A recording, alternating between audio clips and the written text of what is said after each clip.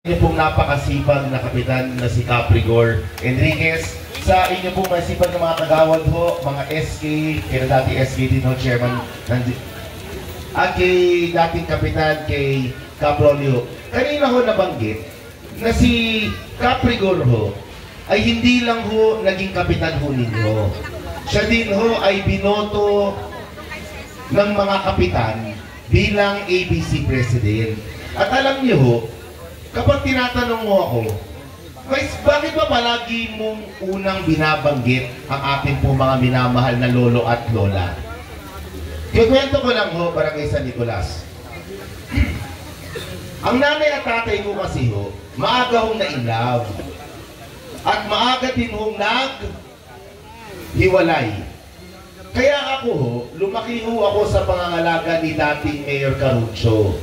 Sino dito sa Barangay San Nicolas ang nakakaalala pa ho kay dating Mayor Caruncio po? Kilala pa ho? Siguro ho, yun kung matatagal na ho talaga dito sa Barangay San Nicolas. Tulad ho, kasi nung araw, ang mga kasama ko ng lolo ko, meron ho kasi nung araw na kubo dito. Sino ang nakakaalala pa ho nung kubo? Yung kubo kay Lakap Asyong Gomez pa ho, hindi ba? Yung nung araw pa ho. Saan ho yung kubo dati? Dito ho. Kasi sa bahay ho namin, dito sa Rotonda, meron pa hong picture yung kubo. Kasama ko doon sila Tito Boy Damian, pati ho yung mga demanding, meron din kong medalya ho doon. At dito ko napatunayan, at kaya ako ho ay palagi nagpapasalamat, dito ko napatunayan na mas mahal pa ho ng lolo at lola ang apo kesa sa sariling anak. Totoo yan na, hindi ba? Kaya ho sa amin ho mga minamahal na lolo at lola, noong pong kasagsagan ng pandemya, sino ang nandito ho nung kasagsagan ng pandemya? Nung pandemic ho, hindi ho ba tayong lahat po? Noong pong 2020, 2021, kasama ho ang ating pong ABC President na si Caprigor, si Gonzi Reggie, meron ho kaming pinirmahan na batas. Yung batas ho, na kapag kayo ho ay umidad na 65 years old, at hindi ho kayo pensyonado ng SSS, pati ho GSIS, kayo ho ay makakatanggap ng 500 pesos. Meron na ho ba nakakatanggap ng 500 pesos? Meron na po. Kayo ho tay, nakatanggap na po. Nung ho napag-usapan, ang sabi ho ni Ate Sara, bakit hindi natin amyendahan yung pong batas? Bakit hindi ho natin gawin na kapag tungtong nyo pa lang ho ng 60, ay kailangan makatanggap na ho ng 500 pesos ang lahat na po ng ating po mga senior citizen dito sa lungsod ng Pasig.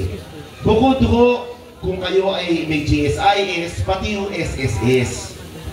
At sa ating pong mga senior citizen ho, noong pong 2018, kami ho sa inyo pong council, meron ho kaming pinirmahan po, yung pong natatanggap nyo kapag Pasko.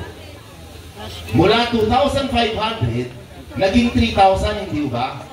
Tatanong ko ho sa ating pong mga minamahal na lolo at lola po, magkano na ho ba ang gusto nyo hong matanggap ngayong darating na Pasko? Magkano po? 6,000? Iba po? Magkano po, Nay? 10,000, hindi ho natin kakayanin yung 10,000. 5,000 ho. Tatanong ko ho kayo, kailan nyo ho ba gustong matanggap yung 5,000? Ngayon na ho. Ngayon na. Sige ho. Ganito ho Kasi ho, meron ba kayong mga Gcash? Meron. Nay, meron mo kayong Gcash ho Sige ho. Kasi alam nyo ho, election ban ngayon. Okay.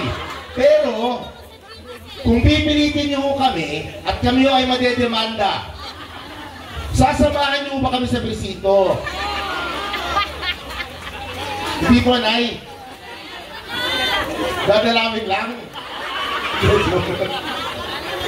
Hindi, kasi kaya ako na itatanong ho, kasi 7 taon na ho ang nakakalipas.